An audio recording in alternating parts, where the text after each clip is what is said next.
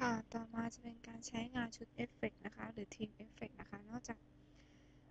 การเปลี่ยนทีมโดยใช้ชุดสีแล้ว Visio 2010ยังมีชุดเอฟเฟกต์สำหรับรูปให้สามารถปรับแต่งไดอะแกรมให้มีลูกเล่นเพิ่มขึ้นอีกนะคะสามารถปรับแต่งได้ดังนี้นะคะคลิก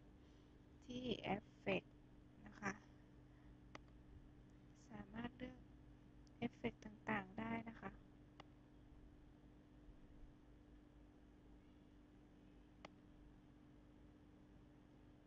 สามารถเปลี่ยนสีได้ที่นิ้วชี้เอฟเฟกต์นะคะ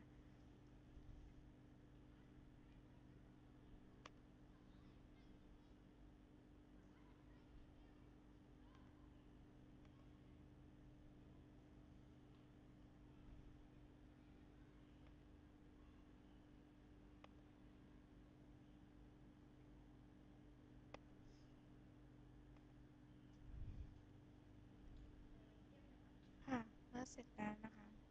ก็ทำการบันทึกค่ะ